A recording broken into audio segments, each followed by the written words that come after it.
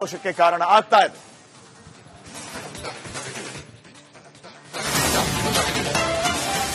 CM ಅವರು ಯುದ್ಧ ಬೇಡ ಅನ್ನುವಂತಹ ಹೇಳಿಕೆಗೆ ಜಗದೀಶ್ ಶೆಟ್ಟರ್ ಕೆಂಡಾಮಂಡಲಾಗಿದ್ದಾರೆ. ಕೇಂದ್ರ ಸರ್ಕಾರ ಉಗ್ರರಿಗೆ ಪಾಠ ಕಲಿಸುವುದಕ್ಕೆ ಮುಂದಾಗಿದೆ. ಈ ಸಂದರ್ಭದಲ್ಲಿ ಸಿದ್ದರಾಮಯ್ಯ ಅವರ ಈ ರೀತಿಯ ಹೇಳಿಕೆ ಖಂಡನೀಯ. ಯುದ್ಧ ಮಾಡಬೇಡಿ ಅಂತ ಹೇಳಿದ್ದು ದೇಶಕ್ಕೆ ಅಪಮಾನ. ಉಗ್ರರನ್ನ ಹೋಗೋದಕ್ಕೆ ಬಿಟ್ರೆ ದೇಶಕ್ಕೆ ಅಪಾಯ. ಭಯೋತ್ಪಾದಕರಿಗೆ ತಕ್ಕ ಪಾಠ ಕಲಿಸಲೇಬೇಕು. ಸಿಎಂ ಉಗ್ರರನ್ನ ಸಮರ್ಥಿಸುವ ಹೇಳಿಕೆಯನ್ನು ನೀಡಿದ್ದಾರೆ. ಇದು ಆಗಬಾರದಾಗಿತ್ತು. ಸಿಎಂ ಹೇಳಿಕೆಗೆ ಸಂಸದ ಜಗದೀಶ್ ಶೆಟ್ಟರ್ ಈ ರೀತಿ ವಾಗ್ದಾಳಿಯನ್ನ ನಡೆಸಿದ್ದಾರೆ.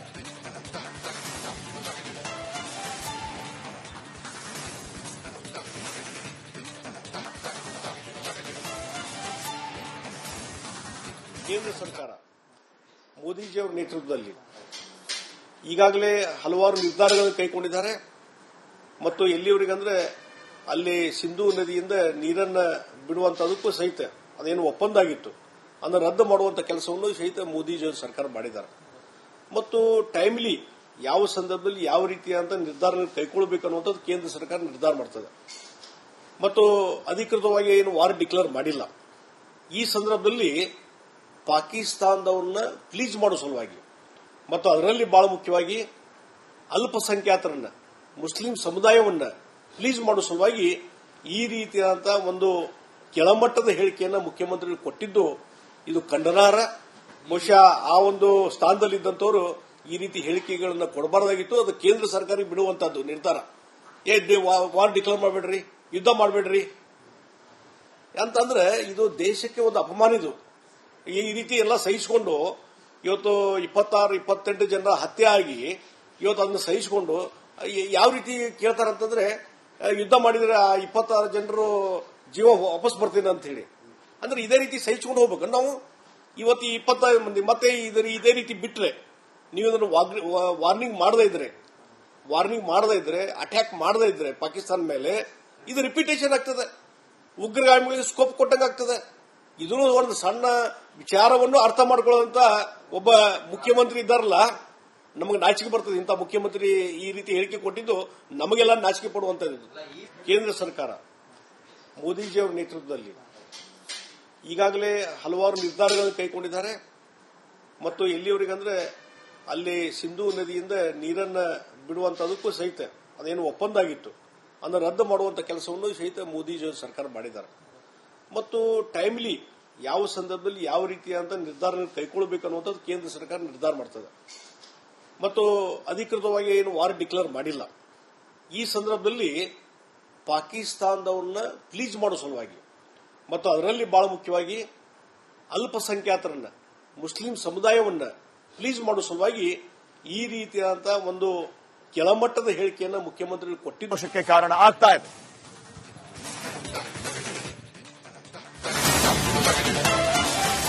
ಸಿಎಂ ಅವರು ಯುದ್ಧ ಬೇಡ ಅನ್ನುವಂತಹ ಹೇಳಿಕೆಗೆ ಜಗದೀಶ್ ಶೆಟ್ಟರ್ ಕೆಂಡಾಮಂಡಲಾಗಿದ್ದಾರೆ. ಕೇಂದ್ರ ಸರ್ಕಾರ ಉಗ್ರರಿಗೆ ಪಾಠ ಕಲಿಸುವುದಕ್ಕೆ ಮುಂದಾಗಿದೆ. ಈ ಸಂದರ್ಭದಲ್ಲಿ ಸಿದ್ದರಾಮಯ್ಯ ಅವರ ಈ ರೀತಿಯ ಹೇಳಿಕೆ ಖಂಡನೀಯ. ಯುದ್ಧ ಮಾಡಬೇಡಿ ಅಂತ ಹೇಳಿದ್ದು ದೇಶಕ್ಕೆ ಅಪಮಾನ.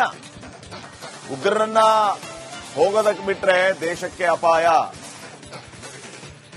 ಭಯೋತ್ಪಾದಕರಿಗೆ ತಕ್ಕ ಪಾಠ ಕಲಿಸಲೇಬೇಕು. ಸಿಎಂ ಉಗ್ರರನ್ನ ಸಮರ್ಥಿಸುವ ಹೇಳಿಕೆಯನ್ನು ನೀಡಿದ್ದಾರೆ. ಇದು ಆಗಬಾರದಾಗಿತ್ತು. ಸಿಎಂ ಹೇಳಿಕೆಗೆ ಸಂಸದ ಜಗದೀಶ್ ಶೆಟ್ಟರ್ ಈ ರೀತಿ ವಾಗ್ದಾಳಿಯನ್ನ ನಡೆಸಿದ್ದಾರೆ.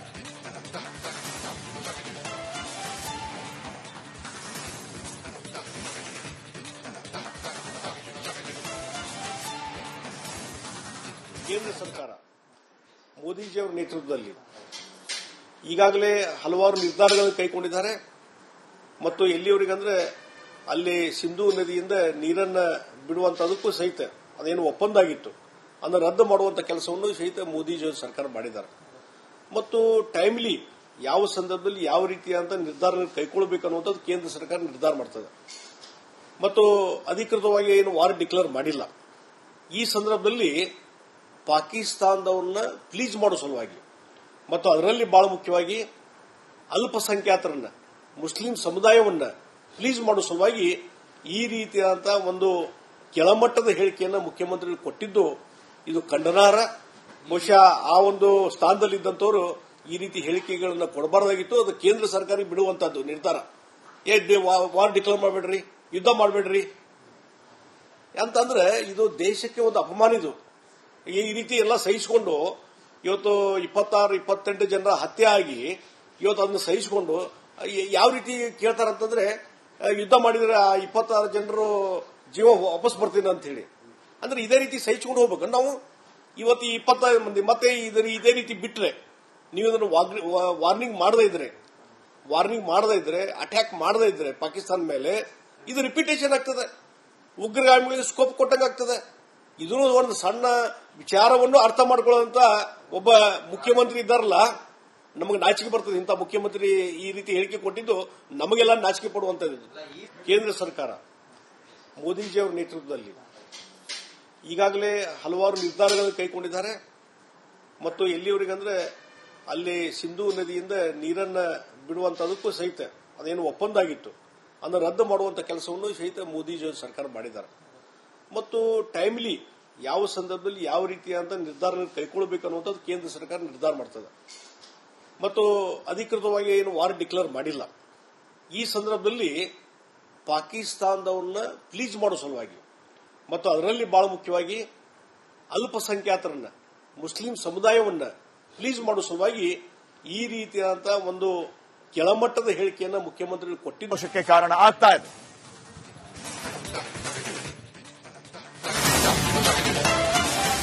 ಸಿಎಂ ಅವರು ಯುದ್ಧ ಬೇಡ ಅನ್ನುವಂತಹ ಹೇಳಿಕೆಗೆ ಜಗದೀಶ್ ಶೆಟ್ಟರ್ ಕೆಂಡಾಮಂಡಲಾಗಿದ್ದಾರೆ. ಕೇಂದ್ರ ಸರ್ಕಾರ ಉಗ್ರರಿಗೆ ಪಾಠ ಕಲಿಸುವುದಕ್ಕೆ ಮುಂದಾಗಿದೆ. ಈ ಸಂದರ್ಭದಲ್ಲಿ ಸಿದ್ದರಾಮಯ್ಯ ಅವರ ಈ ರೀತಿಯ ಹೇಳಿಕೆ ಖಂಡನೀಯ. ಯುದ್ಧ ಮಾಡಬೇಡಿ ಅಂತ ಹೇಳಿದ್ದು ದೇಶಕ್ಕೆ ಅಪಮಾನ. ಉಗ್ರರನ್ನ ಹೋಗೋದಕ್ಕೆ ಬಿಟ್ರೆ ದೇಶಕ್ಕೆ ಅಪಾಯ. ಭಯೋತ್ಪಾದಕರಿಗೆ ತಕ್ಕ ಪಾಠ ಕಲಿಸಲೇಬೇಕು. ಸಿಎಂ ಉಗ್ರರನ್ನ ಸಮರ್ಥಿಸುವ ಹೇಳಿಕೆಯನ್ನು ನೀಡಿದ್ದಾರೆ. ಇದು ಆಗಬಾರದಾಗಿತ್ತು. ಸಿಎಂ ಹೇಳಿಕೆಗೆ ಸಂಸದ ಜಗದೀಶ್ ಶೆಟ್ಟರ್ ಈ ರೀತಿ ವಾಗ್ದಾಳಿಯನ್ನ ನಡೆಸಿದ್ದಾರೆ.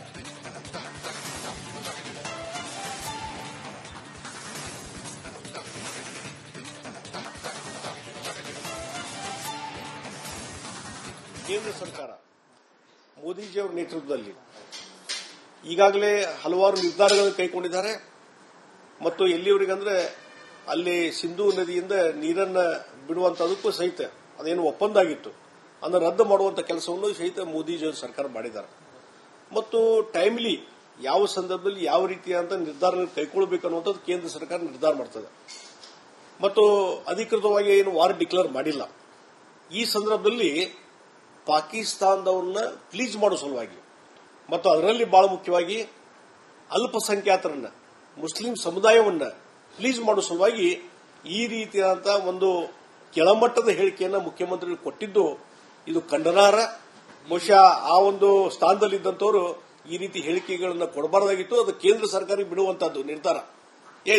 ವಾರ್ ಡಿಕ್ಲೇರ್ ಮಾಡಬೇಡ್ರಿ, ಯುದ್ಧ ಮಾಡಬೇಡ್ರಿ ಅಂತಂದ್ರೆ ಇದು ದೇಶಕ್ಕೆ ಒಂದು ಅಪಮಾನ. ಇದು ಈ ರೀತಿ ಎಲ್ಲ ಸಹಿಸಿಕೊಂಡು ಇವತ್ತು 26-28 ಜನರ ಹತ್ಯೆ ಆಗಿ ಇವತ್ತು ಅದನ್ನು ಸಹಿಸಿಕೊಂಡು ಯಾವ ರೀತಿ ಕೇಳ್ತಾರಂತಂದ್ರೆ ಯುದ್ಧ ಮಾಡಿದ್ರೆ ಆ 26 ಜನರು ಜೀವ ವಾಪಸ್ ಬರ್ತೀನಿ ಅಂತ ಹೇಳಿ.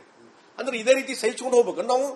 ಇವತ್ತು 25 ಮಂದಿ ಮತ್ತೆ ಇದೇ ರೀತಿ ಬಿಟ್ರೆ, ನೀವು ಇದನ್ನು ವಾರ್ನಿಂಗ್ ಮಾಡದೇ ಇದ್ರೆ ಅಟ್ಯಾಕ್ ಮಾಡದೇ ಇದ್ರೆ ಪಾಕಿಸ್ತಾನ ಮೇಲೆ ಇದು ರಿಪೀಟೇಷನ್ ಆಗ್ತದೆ, ಉಗ್ರಗಾಮಿಗಳಿಗೆ ಸ್ಕೋಪ್ ಕೊಟ್ಟಂಗೆ ಆಗ್ತದೆ.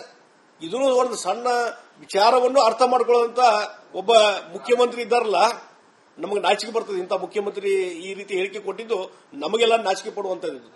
ಕೇಂದ್ರ ಸರ್ಕಾರ ಮೋದಿಜಿಯವರ ನೇತೃತ್ವದಲ್ಲಿ ಈಗಾಗಲೇ ಹಲವಾರು ನಿರ್ಧಾರಗಳನ್ನು ಕೈಗೊಂಡಿದ್ದಾರೆ.